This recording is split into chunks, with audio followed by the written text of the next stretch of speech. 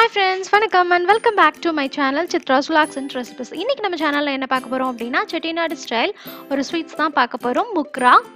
இந்த ஸ்வீட்ஸ் எப்படி பண்ணனும்னு பார்க்கலாம். வாங்க வீடியோக்குள்ள போலாம்.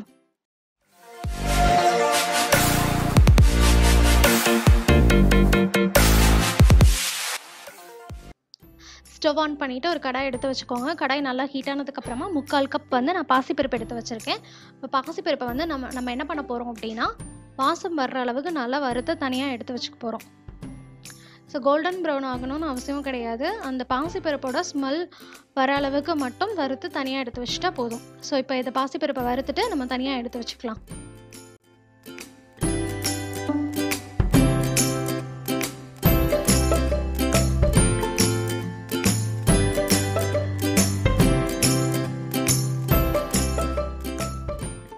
பாசிப்பருப்பு வந்து நல்லா வறுத்தாச்சு. இப்போ இதை தனியாக ஒரு பிளேட்டுக்கு நம்ம ட்ரான்ஸ்ஃபர் பண்ணி எடுத்து வச்சிடலாம்.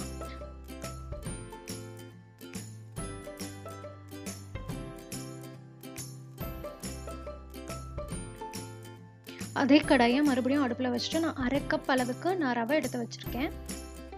இந்த ரவையும் நம்ம இப்போது வறுத்து எடுத்துக்கலாம். இதுக்கும் நெய் எதுவும் ஆட் பண்ண வேணாம், வெறும் வானிலையிலே நீங்கள் வறுத்து எடுத்துக்கோங்க. ரோஸ்டட் ரவை வாங்கினாலுமே நம்ம ரவையை வறுத்துக்கிட்டோம் அப்படின்னா இன்னும் ஸ்வீட்ஸ் நல்லாயிருக்கும். நல்லா மணலாக ஆகிற அளவுக்கு நம்ம வறுத்துக்கணும்.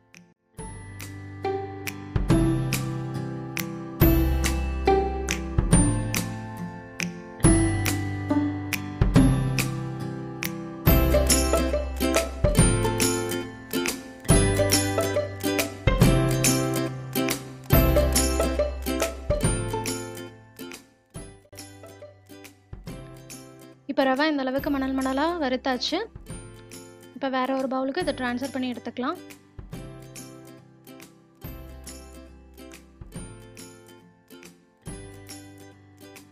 இப்போ நம்ம வறுத்து வச்சுருந்தோம் இல்லையா அந்த பாசிப்பருப்பு, இதை வந்து நம்ம வாஷ் பண்ணி எடுத்து வச்சுக்கலாம். நல்லா ஒரு 2 அல்லது 3 டைம்ஸ் நல்லா வாஷ் பண்ணிக்கோங்க. அதில் இருக்கக்கூடிய அந்த அழுக்கு எல்லாமே வெளியில் வந்துடும். ஸோ வாஷ் பண்ணி வச்சதுக்கப்புறமா மறுபடியும் அதே கடாயை அடுப்பில் வச்சுட்டு ஒரு 2 அல்லது 3 கப் அளவுக்கு நான் தண்ணி ஊற்றி வச்சுருக்கேன். ஸோ வாஷ் பண்ண பாசிப்பருப்பை இதில் ஆட் பண்ணிக்கலாம். பருப்பு எவ்வளோ தூரத்துக்கு வேகுமோ அந்த அளவுக்கு, பருப்பு மூழ்கிற அளவுக்கு மட்டும் நீங்கள் தண்ணி ஊற்றிக்கோங்க. ரொம்ப கம்மியாக ஊற்றிடாதீங்க, அப்புறம் பருப்பு வந்து கீழே அடியில் பிடிச்சிரும். நான் ஒரு 3 கப் அளவுக்கு தண்ணி ஊற்றிருக்கேன். பருப்பு வேக வைக்கும் பொழுதே ஒரு பிஞ்ச் அளவுக்கு உப்பு சேர்த்துக்கோங்க. இப்போ பருப்பு நல்லா வேகட்டும்.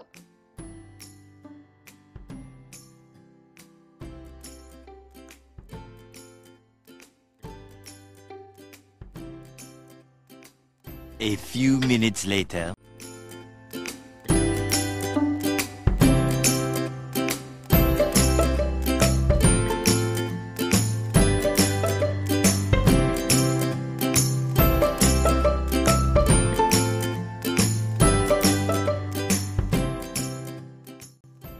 இப்போ பருப்பு நல்லா வெந்துருச்சு. பருப்பை குழைய வச்சிடாதீங்க.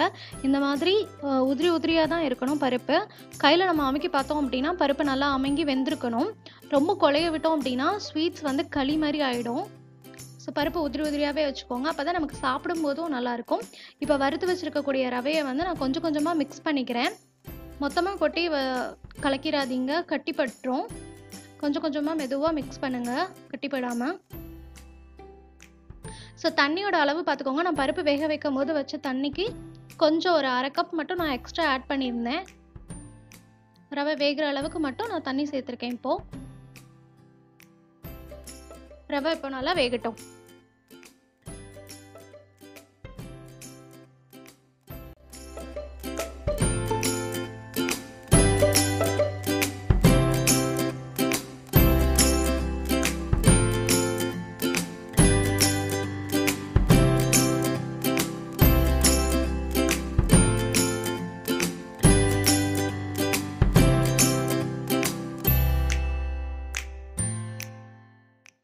தண்ணி எல்லாமே உறிஞ்சி ரவை நல்லா வெந்துடுச்சு.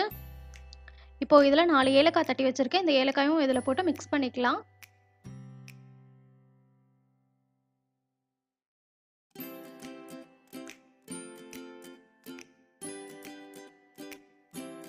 1 கப் வெல்லம் எடுத்து வச்சுருக்கேன். இந்த வெல்லத்தையும் இதில் நம்ம ஆட் பண்ணிக்கலாம்.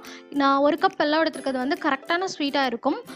உங்களுக்கு அதிகமான ஸ்வீட்ஸ் தேவை அப்படின்னா நீங்கள் 1 கப் 1.5 கப் அல்லது 1.25 கப் நீங்கள் எடுத்துக்கலாம். வெல்லம் உங்களுக்கு டஸ்ட்டாக இருக்குன்னு நீங்கள் ஃபீல் பண்ணீங்க அப்படின்னா வெல்ல பாகம் கூட நீங்கள் ஆட் பண்ணிக்கலாம். நான் டஸ்ட் இல்லாததுனால நான் அப்படியே ஆட் பண்ணியிருக்கேன்.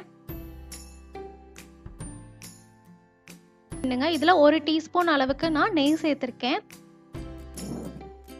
இதையும் சேர்த்து இப்போ நல்லா மிக்ஸ் பண்ணிக்கலாம். லோ ஃப்ளேம்லேயே வச்சு நீங்கள் கிளறி விடுங்க. ரொம்ப ஹை ஃப்ளேமில் வச்சிங்கன்னா சீக்கிரமாக அடி பிடிச்சிரும்.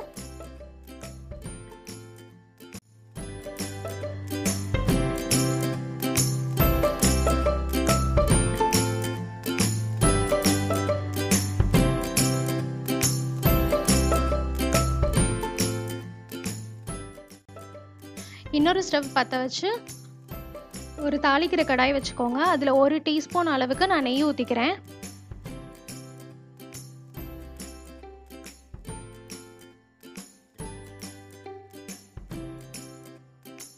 நெய் நல்லா ஹீட் ஆனதுக்கப்புறமா 10லேருந்து 15 முந்திரி பருப்பு எடுத்து வச்சுருக்கேன். நீங்கள் உங்களுக்கு வேணும்னா பாதாம் அல்லது ட்ரை ஃப்ரூட்ஸ் என்ன வேணுமோ நீங்கள் ஆட் பண்ணிக்கலாம்.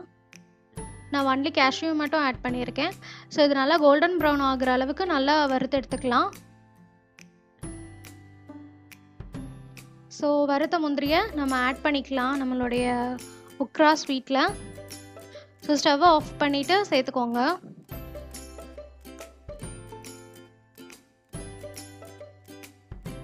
ஸோ நம்மளுடைய உக்கார் ஸ்வீட் ரெடி ஆயிடுச்சு. இதை இப்போ வேறு ஒரு பிளேட்டுக்கு நம்ம ட்ரான்ஸ்ஃபர் பண்ணிக்கலாம். இந்த ஸ்வீட்டை கண்டிப்பாக நீங்களும் வீட்டில் ட்ரை பண்ணி பாருங்கள். உங்களோட ஃபீட்பேக்கை என்னோட ஷேர் பண்ணிக்கோங்க. என்னோட வீடியோ உங்களுக்கு பிடிச்சிருந்தது அப்படின்னா லைக் பண்ணுங்கள், உங்கள் ஃப்ரெண்ட்ஸ் எல்லாருக்கும் ஷேர் பண்ணுங்கள், மறக்காமல் கமெண்ட் பண்ணுங்கள் அண்ட் சப்ஸ்கிரைப் பண்ணிக்கோங்க. பாய்.